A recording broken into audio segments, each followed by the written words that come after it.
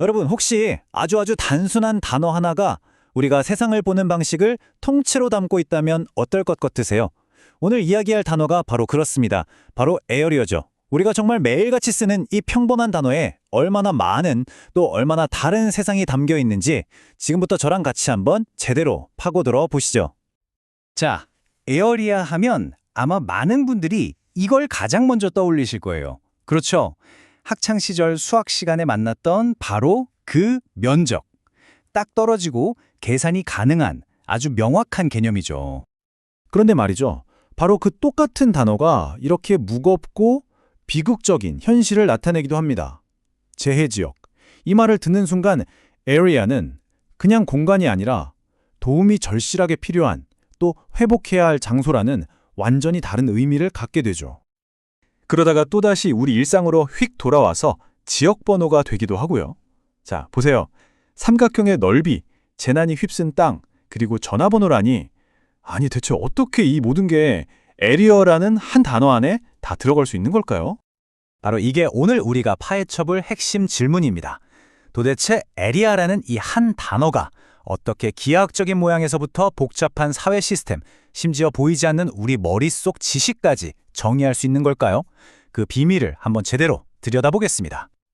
사실 그 비밀은요, 이 단어가 가진 세 가지 핵심적인 얼굴에 숨어 있습니다.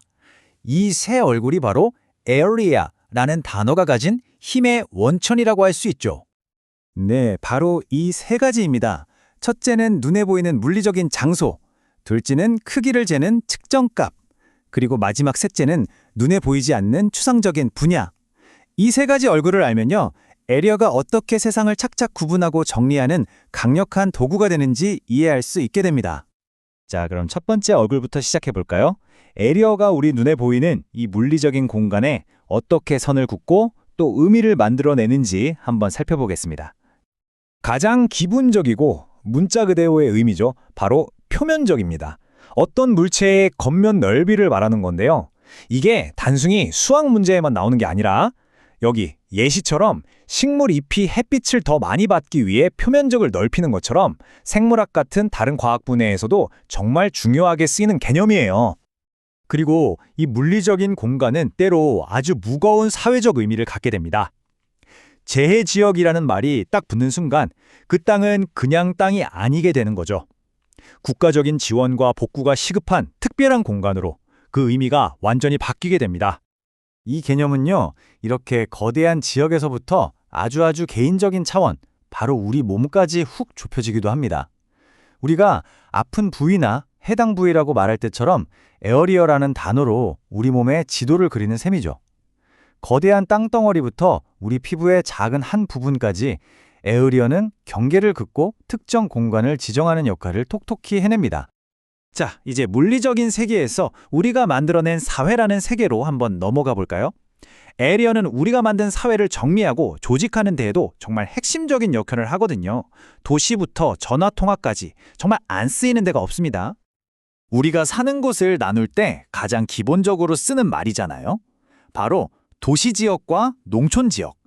이 두 단어는 그냥 장소만 나누는 게 아니에요. 인구 밀도나 생활 방식 같은 그 공간의 성격 자체를 에어리어라는 단어로 명확하게 구분해 주는 거죠. 여기서 한 발 더 나아가면 대도시권이라는 개념이 나옵니다. 서울과 그 주변 도시들을 묶어서 수도권이라고 부르는 것처럼요. 이건 행정구역을 넘어서 경제나 문화를 함께 공유하는 거대한 생활권을 하나의 에어리어로 묶어서 생각하는 방식이에요. 이렇게 커다랗게 묶인 도시 안에서도 기능에 따라서 공간을 또 나눕니다. 우리가 매일 일과를 마치고 돌아가서 쉬는 곳, 바로 주거지역처럼 말이죠.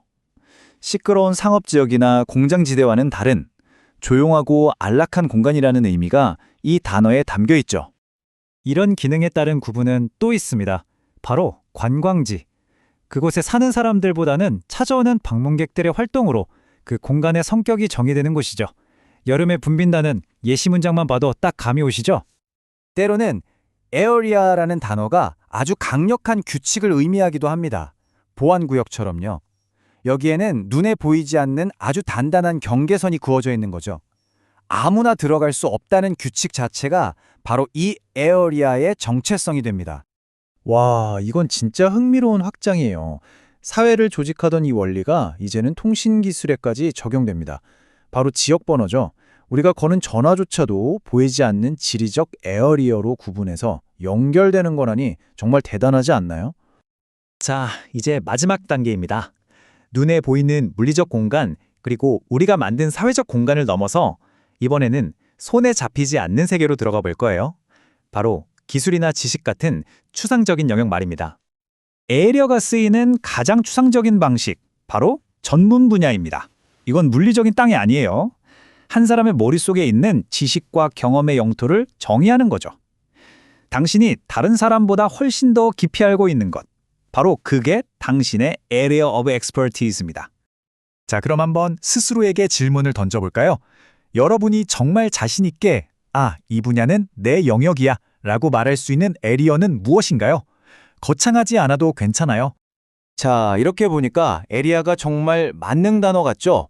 근데요, 여기서 중요한 게 하나 있습니다. 에리아가 아주 유용한 건 맞지만 때로는 더 정확한 단어를 골라 쓰는 게 명확한 소통의 핵심이 될 수 있다는 거죠. 예를 들어 볼게요.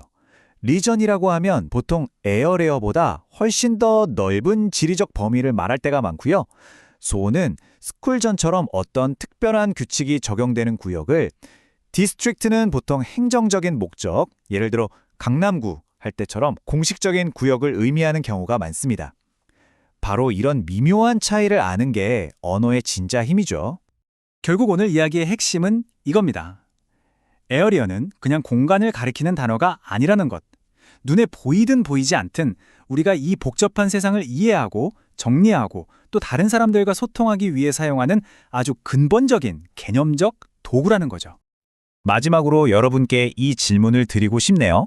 앞으로 새롭게 도전하고 싶은 전문 분야가 있으신가요? 아니면 좀 더 정리하고 싶은 여러분만의 생활 공간은요? 혹은 더 깊이 탐구하고 싶은 관심 분야는 어떠세요? 여러분이 앞으로 정의해 나갈 다음 에어리어는 과연 무엇일까요?